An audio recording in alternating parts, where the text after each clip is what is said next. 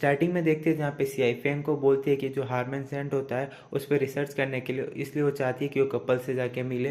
तो जहाँ पे फेंग बोलता है कि हमें वहाँ पे जाने की ज़रूरत नहीं है, मैं तुम्हें यहीं पे दिखा देता हूँ। तो जहाँ पे सीआई को कुछ भी समझ नहीं आ रहा होता है, जहाँ पे फेंग उसको बताता है कि वो उसे पसंद करता है, उसके लिए फीलिंग है। तो जहाँ पे ये सीआई सुन के शौक हो जाती है, उसको बोलती है शायद आपने कुछ गलत बोला है, क्योंकि आप मुझे पसंद नहीं करते, आप मुझसे नफरत करते हैं और आप चाहते हो कि मैं आपसे दूर रहूँ। तो जहाँ पे फेंग उसको समझाता है कि वो एक ऑर्डिनरी बॉय था और वो लव जैसी चीज़ों पे यकीन नहीं करता था। इनफैक्ट जो लव टाइप की मूवियाँ बनाते थे वो भी इन चीज़ों पे यकीन नहीं करते थे, लेकिन वो चाहते थे कि जो ऑडियंस हो वो लव पे यकीन करे।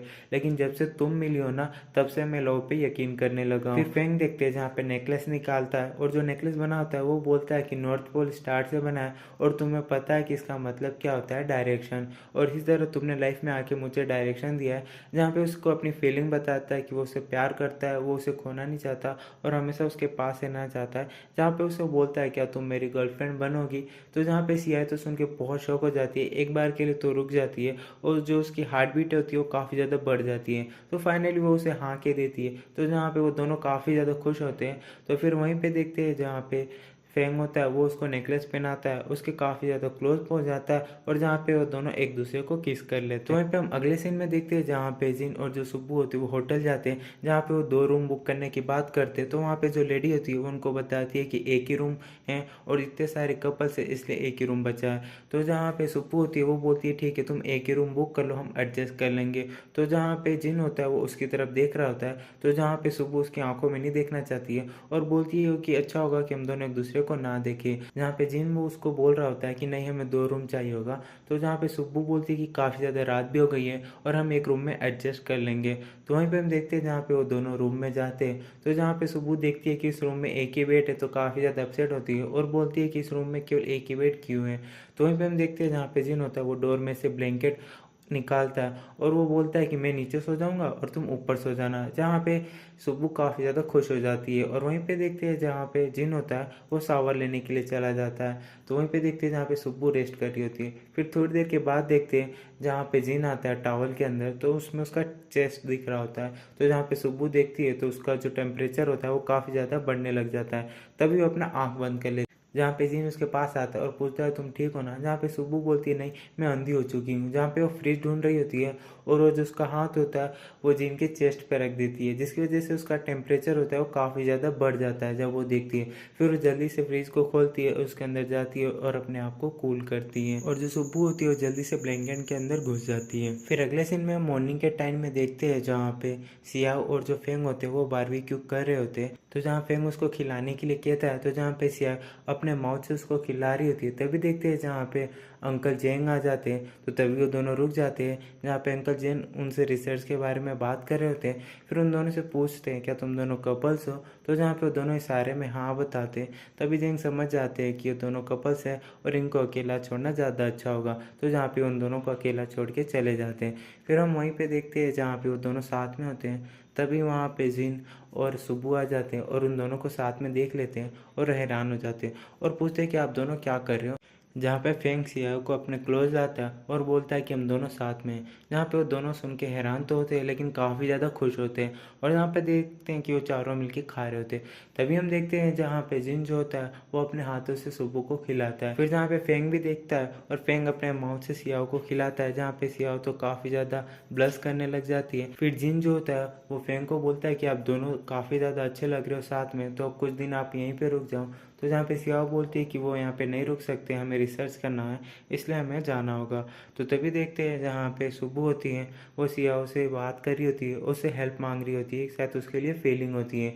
तो जहाँ पे सियाओ बोलती है ठीक है मैं हेल्प करती हूँ, तभी वो बोलती है जिनको कि जो सुब्बू है वो तुम्हारे साथ रहेगी और वो तुम्हें कंपनी देगी। तो जहाँ पे सुब्बू सुन के तो काफ़ी ज़्यादा हैरान भी हो जाती है।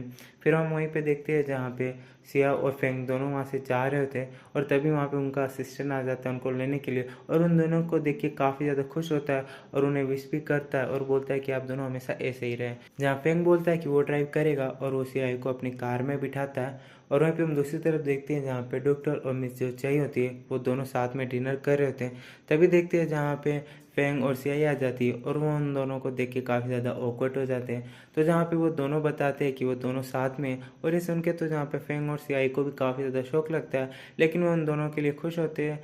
फिर वहीं पे हम अगले सीन में देखते हैं ऑफिस में जहाँ पे जो फेंग होता है वो आगे चल रहा होता है और सिया उसके पीछे चल रही होती है। जहाँ पे सिया उसके पास आती है और बोलती है कि जो हमारी रिलेशनशिप है वो सीक्रेट रखनी होगी और हमें किसी को नहीं बताना होगा। जहाँ पे फेंग को बोलती है कि वो आगे चले और वो उसके पीछे चलेगी।